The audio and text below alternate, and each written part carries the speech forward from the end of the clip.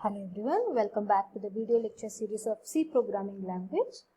We are in the process of learning different types of operators in C programming language. In the last video, we have learned about what are arithmetic operators, logical operators, relational operators, and also we have seen the assignment operator, and we concluded with the conditional operator, right? I told you we have 8 types of operators. Along with 8, we have one more, that is special operators also there. So let us learn, we have 7 plus 1 is 8, total of 8 operators we have, right? So today we will see in this lecture the other types of operators, that is about bitwise operators, and then we'll see about increment, decrement operators, and finally we'll see about different types of special operators we'll have in our C programming language, right? So let us start with that increment and decrement operator we have in C programming language, right? So normally I told you we have arithmetic operators and we have assignment operator, and increment and decrement operator is also used as a combination of that as arithmetic and like this assignment operator, but I'll tell you later that one how it will be. But if you see here, increment operator and decrement operator will be represented like this: plus plus and minus minus. Plus plus is nothing but add ones to the value, add 1 to the value. Minus minus is nothing but subtract 1 from the operand. Like plus plus a, we can use that one in both the ways, like plus plus a and or a plus plus. This is called as a pre-increment, this is called as a post-increment. If it is used alone, then you can't see any change. The only change we can observe is the adding 1 to this a value. But if you are combining this one with an expression, there it matters a lot. How that will be done, we'll see. Minus minus a or a minus minus, pre-decrement or post-decrement can also be done. In both these cases, the value of a will be decremented by 1. Let us see pre-increment and post-increment first. Now, pre-increment is nothing but, if you see this example, I have taken a small example where the value of a will be considered as 10. And if you write y equal to plus plus a like this, then what happens is the value of a pre-increment is nothing but the word itself, it is telling increment first. First do the increment operation. That means the value of a will be incremented to 1. That means 10 will be incremented to 11, and then whatever value you have, that will be assigned to y. So if you write two printf statements, then y will be 11 and a will also be 11 in this case. Got it, all of you? But if the same program you change with the post increment, like here plus plus a we have, that has been modified with a plus plus. In this case, what happens is post increment is nothing but first do the operation and then increment the value. So to do that, what happens, a value will be assigned to y first, then y value will be 10 now, and then a value will be incremented by 1, that is 10 will be incremented to 11. So in this case, you will be getting an output of y equal to 10 and a equal to 11. Observe the difference between the two outputs. In this case, the values are same, but in this case, the old value of a is assigned first and then the value of a will be incremented. Post means later, pre means first to do the increment. Got it? The next one is, let us see pre-decrement and post-decrement. I think this is decrement. Now what happens here is minus minus a, what you will be doing here. Let me change this heading first. So if you see pre-decrement and post-decrement, I have used minus minus a. Then what happens? A value will be decremented first and then the value will be assigned to y. And in this case, you will be getting a value of y and a, both will be equal to 9 in this case. But if you see post decrement, then the original value of a will be assigned to y. That means y will be 10, but a will be 9. Same like your increment and decrement.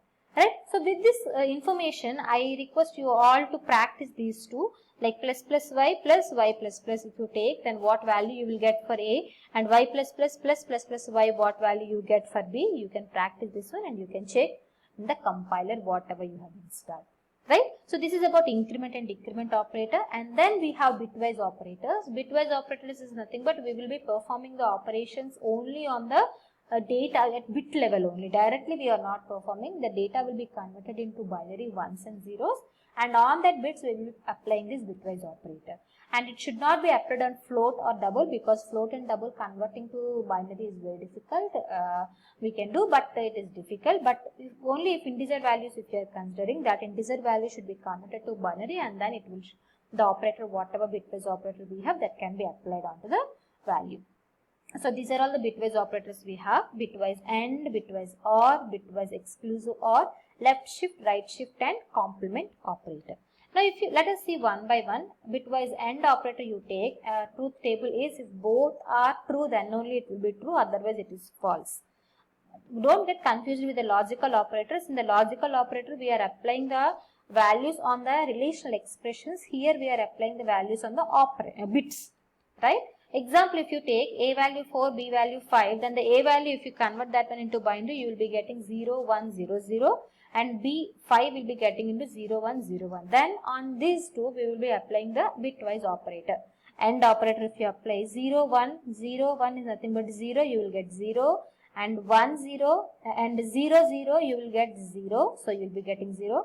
1, 1, 1, 1 means 1, you will get 1, 0, 0 means 0. So finally this value will be converted into decimal value again. So you will be having a value of 4. So remember, bitwise operators always gives value, not true or false. It will give always values. But whereas your logical operators gives true or false value, but bitwise operators always give you the value. So the same example I have run.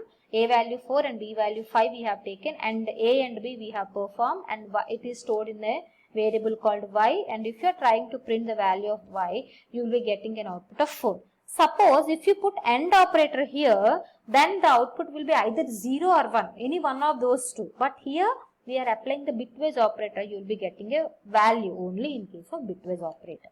So this is AND operator, and then we have OR operator. This is the truth table. If one of the input is true, then you will be getting an output as true. Same example we have considered, and if you apply your bitwise OR operator, so 0, 1 will be 0, 1 will be 1.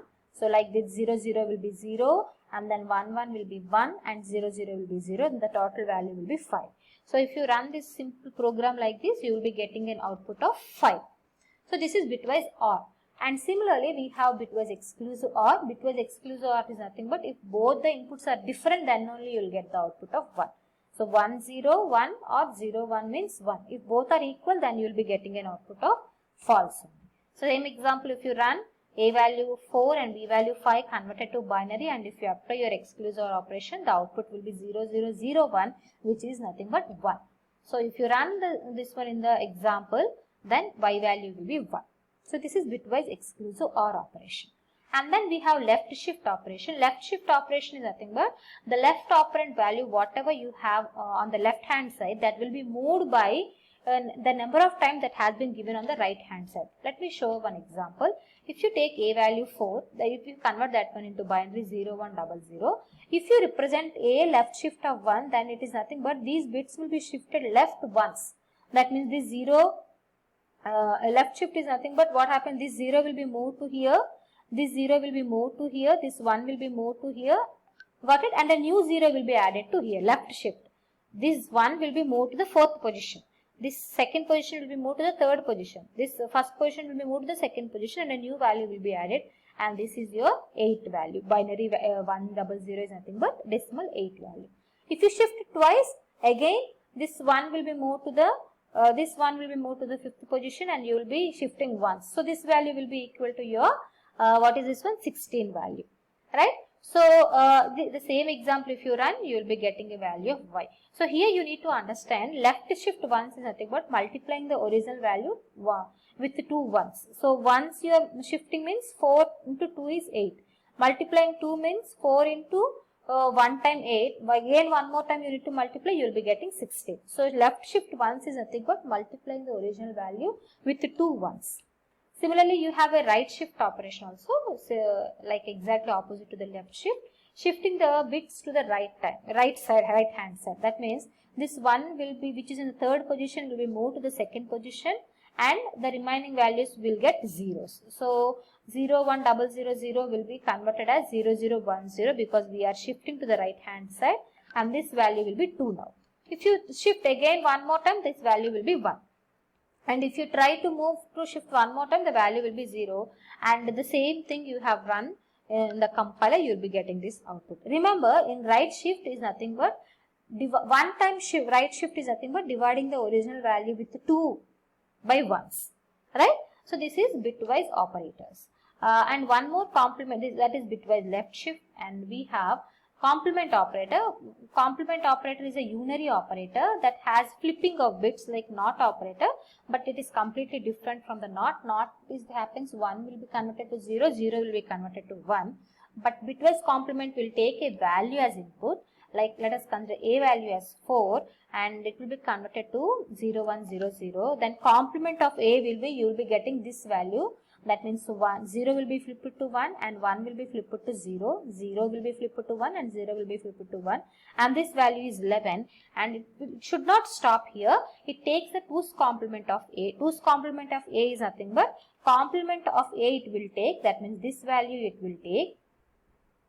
Okay.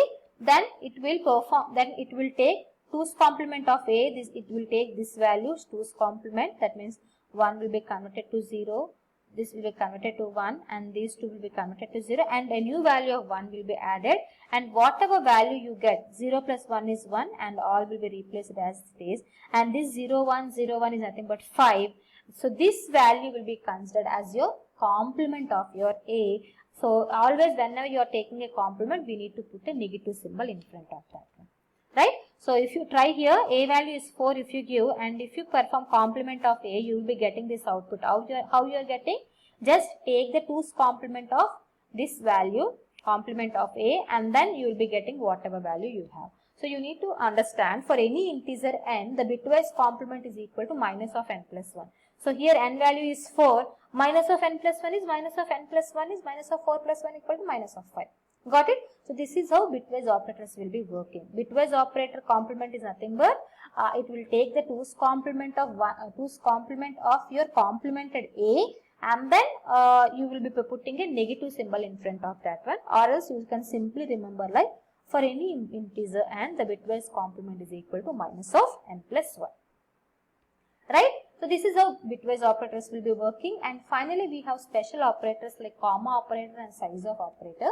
Comma operator I already told you in the last class, which is used to link more than one statement, and whatever left right hand side all the operations are done, whatever is left finally that will be assigned to your left hand side. I'll show you one example. If you write like this, then first x equal to 5 will be evaluated, and then y equal to 2 will be evaluated, and then x plus y will be performed, and whatever value you get here that will be assigned to a.